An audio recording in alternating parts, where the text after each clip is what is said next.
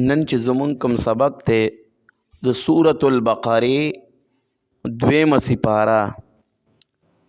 164 نمبر آیات خوانوالی تر 165 آیات پورې.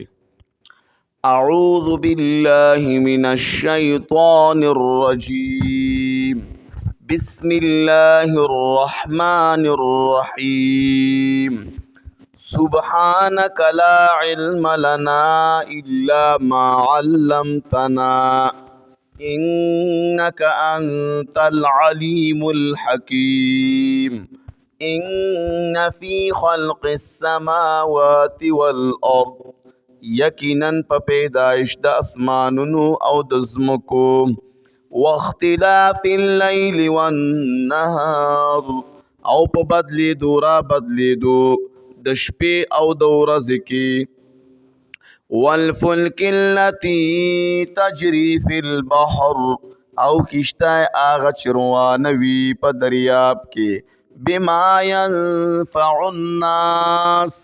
په هغه طریقه باندې چې پیدا ورکوي خلکو ته وما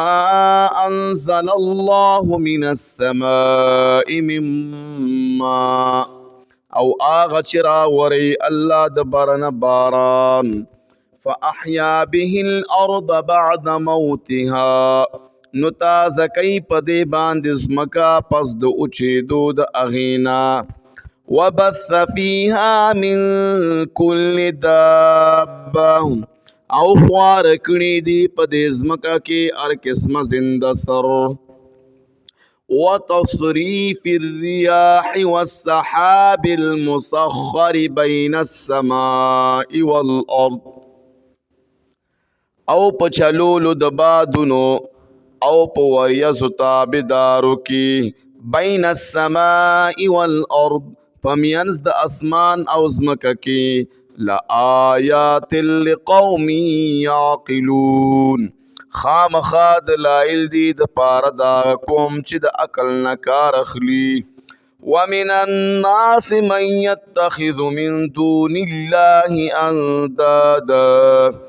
او بعد د خلکو نه هغه څوک دي چې نیسي بغیر د الله نه شریکان یحبونهم کحب الله مینه کوي د هغوی سره په شان د مینې د الله والذین آمنوا اشد حبا لله او کسان چې ایمان راوړی دی ډیر سختی په مینه کې د الله سره د مشرکانو نه خپلو آلهو سره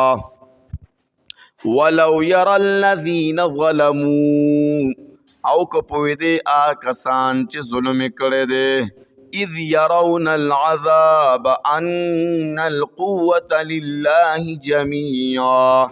کله چې وویني دی عذاب لره په دې خبره چې یقینا طاقت خاص الله لره دی ټول وان الله شدید العذاب او یقینا الله سخت عذاب والده نو دی به شرک نو کړي